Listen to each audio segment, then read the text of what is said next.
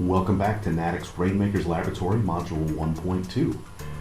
We left you off last time with Simon Sinek describing the Golden Circle, which is a big focus of the book, Start With Why. So if you have not started reading that book, make sure that you get through it this week for sure. It shouldn't, like I said before, it shouldn't take too terribly long. But now I'm going to start getting into the heart of the course materials, really starting with what a USP is. Without any further delay, let's get into it. So in a nutshell, you can kind of see what Sinek was doing there. So why don't we talk a little bit about what a USP is? And of course, you heard me talking about this already. A USP stands for unique selling proposition. And you can hear me talking about an elevator pitch or whatever, but at the end of the day, a unique selling proposition is just that. It's what makes you unique to your customer. In going through that, people talk about this, whether we're talking about an elevator pitch, the idea behind it should be inviting enough to engage in a conversation. It answers the question, why do I do business with you? And if you do it and phrase a USP right, it should also provoke the question, well, how do you do that? So in thinking about what your USP is, you want to answer those questions. You need to structure it so it's engaging in a conversation. Answers why people do business with you. It should also provoke the question, how do you do that? So now the natural question is, okay, that sounds great, but what should I include in my USP? So first off, who your target audience is. The more, in this case, the more specific, the better. Whether you're talking about loan officers that close three transactions per month or 3 refinances per month. If you're a title underwriter, title company owners who are looking for better ways to grow their books of business. Explain the problems you solve. More importantly, you're going to hear me talk about this one a lot too. WIIFM. It's everyone's favorite radio station. It stands for what's in it for me. When you explain the problem you solve, you need to explain it through the customer's eyes. Explain it through their eyes, not your eyes. Most people don't care. As soon as you start talking about yourself, they hit the internal mute button. And it's one of those things that they come back and say, well, you know what, this is not for me, or I'm tired of listening to you, why aren't you talking about me? Talk about what do you solve for them, or what do you help them solve? So if you're a title agent, talking about the trials and tribulations of a real estate transaction, how do you keep their customer engaged? Another little tip that I picked up in regards to USPs is that while it is definitely about them, in the service industry, it's one of those things that we want to come back and be able to say, what do you do for your customer's customer? Now you're putting it in terms that they can really understand. Sure, you do this stuff for me, but here's how you make my customers' lives better too. So when we talk, and then finally, what's the single biggest benefit of working with you and your company? And remember, they can be different. What you bring to the table isn't necessarily everything that your company brings to the table. So sometimes you want to separate those things. So I know, and I had shared with you that I owned a title company. So my USP was always different than my sales rep's USP. And that's okay. My version, I talked about the years of experience and how much information I could help bring to the table or help solve for my, the realtor or the loan officer that I was speaking with. And a lot of times it depended on that. I often started my conversations with, I don't know if I can help. But the only way I can know that is if I can learn more about your business. My rep's version or my employees' versions of the USP talked more about how much time they could spend with their client or their customer, that they had way more time to spend than I did. So they were willing to make that investment. So it's okay that the USP can be different for different people or different associates inside the company. So equally important, what a USP is not. And these are some big caveats here. So I'll throw these things out there. Here's ones that I love. Here are the big 5 here when we talk about statements should not be included. That I'm there for you 24/7. I work every weekend. I never miss a close of escrow. I have great service, and my all-time favorite, I've got great rates. Why don't you want to include those in there? The USP stands for unique, not universal. I can guarantee you that people that don't have a USP dialed in, they'll use any one of those 5 statements. And that's not how you build a business. That's not how you build the customer relationship. I'm there for you 24/7. Lincoln got away or did away with slavery. You don't need to work 24/7. You don't need to be there every single weekend. The idea behind that just says that, hey, I don't have anything else to do, so I'm just going to give you my life. That doesn't work. When you talk about great service, that's one of those things that everyone, I've never met anyone that says, hey, we have lousy customer service. No one ever says that. So at the end of the day, everyone says they have great service up to the day they don't. So avoid that when you're creating your USP.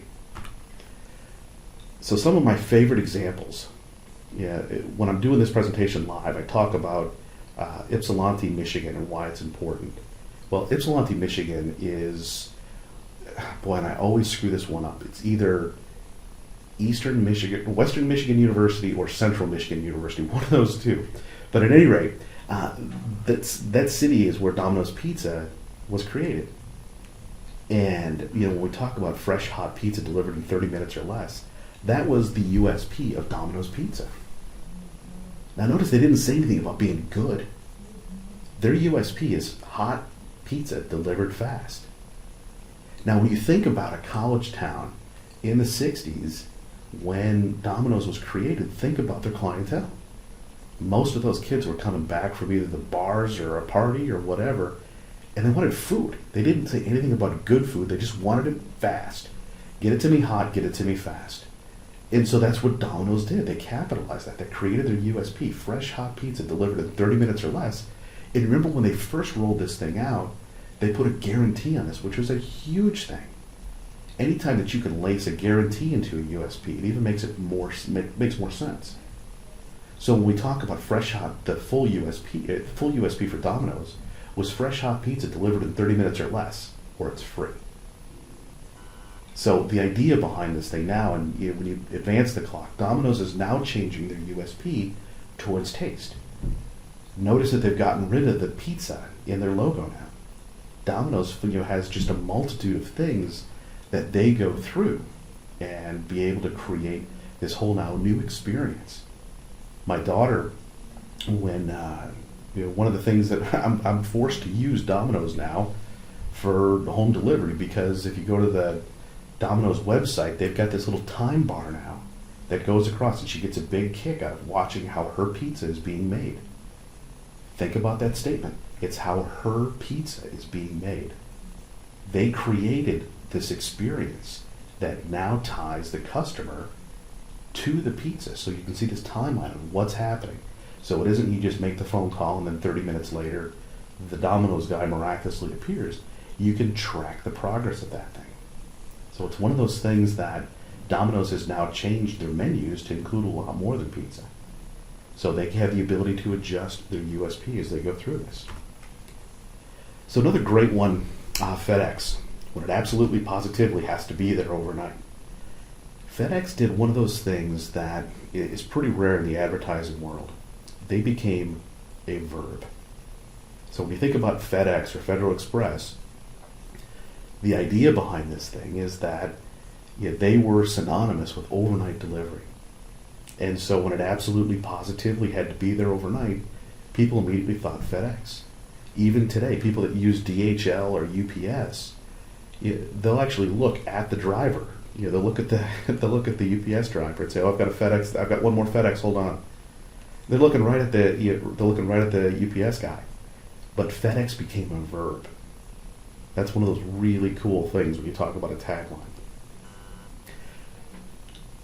Now, I've talked about a couple of slogans or very quick USPs, but their longer USPs are also good.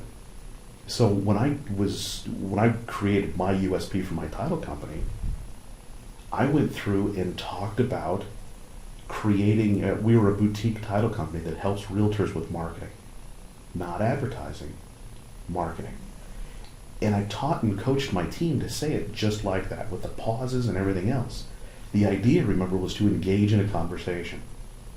Figure out, make them say, well, what's the difference? Or, oh, that's interesting, how do you guys do that? My favorite line was, well, how do you do that? And that's when the second thing, the second piece of my USP came into play. And I'll share this here with you now. So I actually had my staff actually write some of these things down when they were out selling, so they could explain it to these guys, explain it to their customers. So imagine having a realtor understand this concept. When the circus is coming to, or when the circus is coming to town, and you put posters in the shop, that's advertising. When the elephant walks through the town with a sign on its side, that's a promotion. When the elephant tramples the mayor's rose gardens, that's publicity. Getting the mayor to laugh about it is public relations. And if you planned it all, that's marketing. So the idea is we went through each one of those things and talked to a realtor, for example. When you send out just listed or just sold postcards, that's advertising. If you have a customer appreciation night, that's promotion. Putting your sign on the side of your car, that's part of publicity. If you can plan all those things together, that's the coordinated effort that becomes a marketing strategy. And so it launched this conversation you could have with a realtor or a loan officer to be able to say, we help create a marketing strategy. Not everybody can do that, and certainly some of my competition said, oh yeah, we do postcards. Well, that's not where I'm going with this thing. I don't want to just help you design a postcard. And I realize that in some states, the folks that are listening to this, whether it's Texas or California or some other states, where they have real significant and restrictive laws as to what you can and can't do for your clients. So take that with a grain of salt. I want to be able to make sure that this is consumable for the masses, as my legal department would say. So as we go through these things, going through this in my USP specifically, showing people how to create the marketing strategy, that's the good stuff. That's where that whole thing is where marketing takes place. One final example that I wanted to leave with you before we call this one a day here is how Steve Jobs, who, of course, Steve Jobs, Apple Computers, even Simon Sinek in his book talks about Jobs and what a brilliant marketing team Apple Computers really is. In the idea behind this thing, where you can buy different products from Apple, and how they challenged the status quo. I found this clip, and this is back, I think, 1997-ish. So it's old, and the video isn't the best of quality, so let me apologize in advance here. But this was actually Steve Jobs to a team of executives rolling out the Think Different campaign. So I wanted you guys to look at this thing, and then we'll circle back and kind of discuss really what happened here.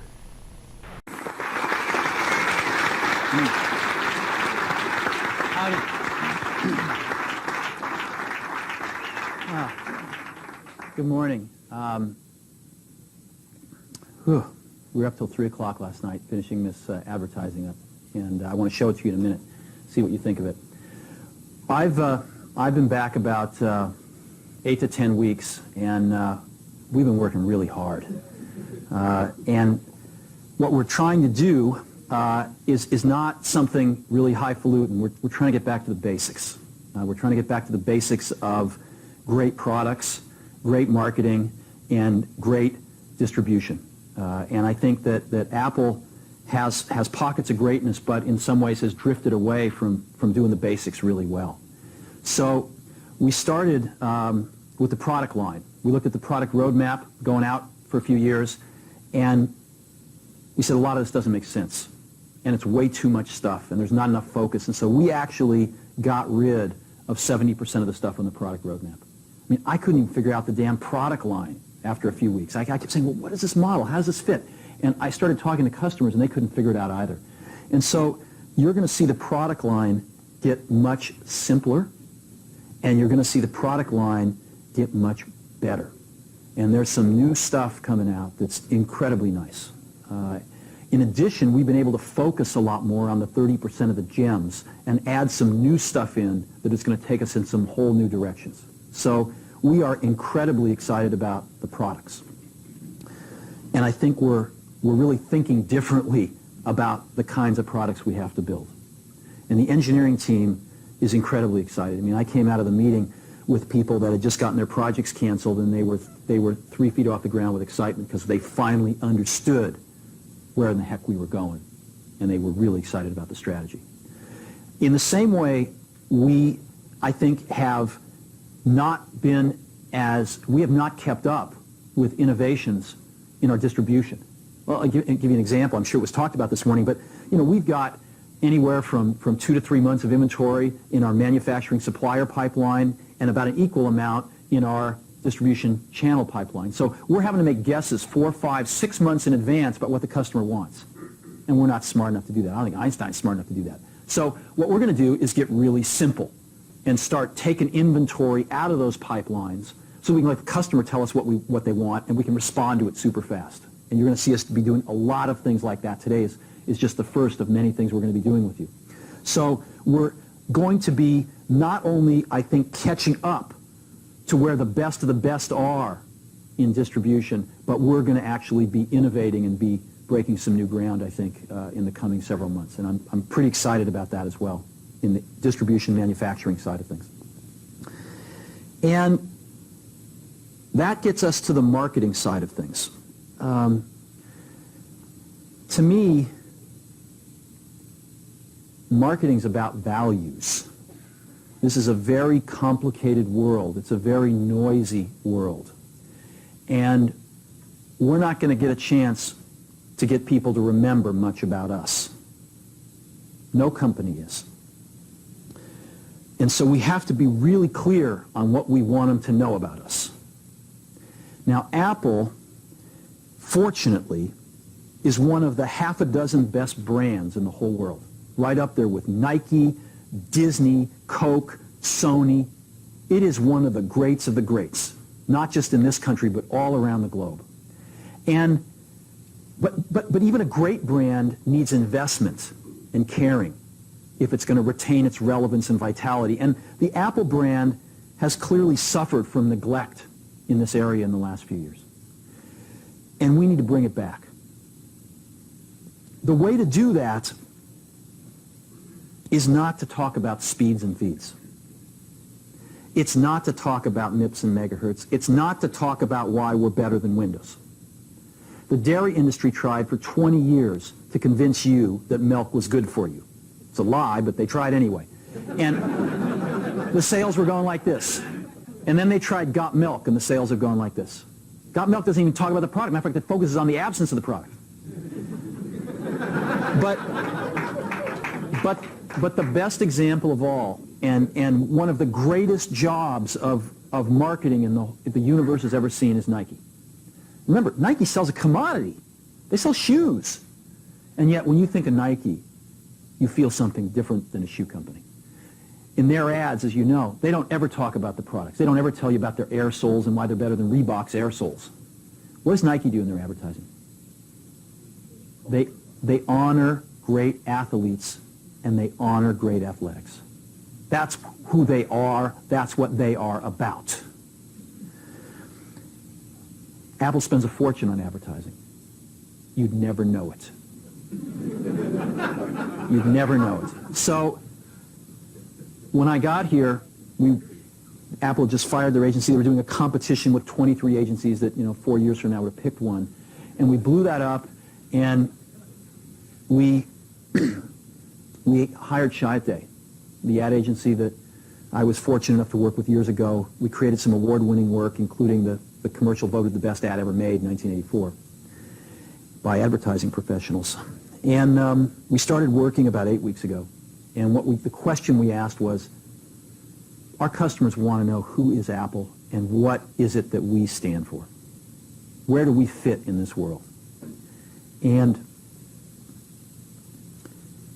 what we're about isn't making boxes for people to get their jobs done, although we do that well.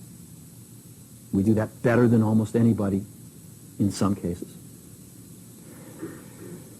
But Apple's about something more than that. Apple, at the core, its core value, is that we believe that people with passion can change the world for the better. That's what we believe. And we've had the opportunity to work with people like that. We've had an opportunity to work with people like you, with software developers, with customers who have done it in some big and some small ways. And we believe that in this world, people can change it for the better. And that those people that are crazy enough to think they can change the world are the ones that actually do. And so what we're going to do in our first brand marketing campaign in several years is to get back to that core value. A lot of things have changed. The market's a totally different place than it was a decade ago.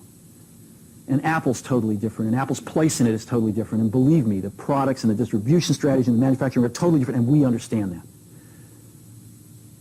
But values and core values, those things shouldn't change. The things that Apple believed in at its core are the same things that Apple really stands for today. And so we wanted to find a way to communicate this. And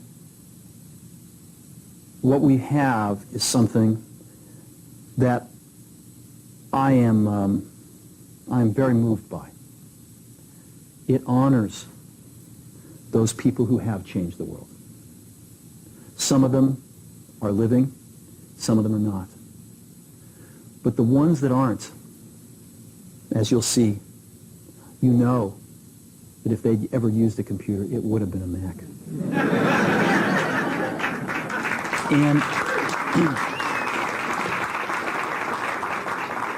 the theme of the campaign is Think Different. It's the people, honoring the people who think different and who move this world forward. And it is what we are about. It touches the soul of this company.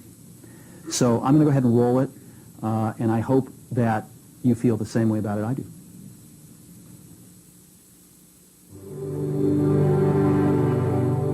Here's to the crazy ones, the misfits, the rebels, the troublemakers, the round pegs in the square holes, the ones who see things differently.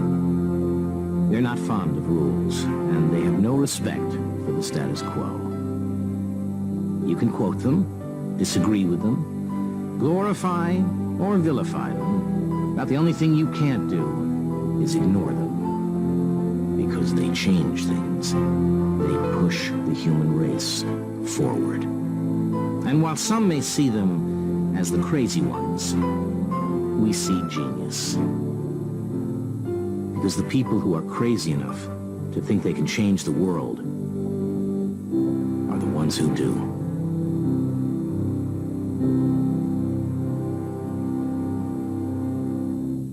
Man, that Jobs guy would not shut up. Sorry about this one, gang. It went a little bit longer than I was hoping for today. I know that we're trying to keep these things about 15 to 20 minutes a pop, and this one's going to go a little bit longer than 20. But man, well worth it. Anytime I can see and crawl into Steve Jobs' mind just for a couple of minutes before things got big for him. This was, kind of the precipice of launching the whole I series. So, when you start dialing it back to think different, and this is before the iPod, before the iPhone and Air Mac, all those things came out. He knew where he was going, guys. That's the crazy thing about this thing, is he knew where it was going. So I'll let you off here, and then we can resume back for module 1.3. Until then, keep reading the book, and we will chat soon. Take care, guys.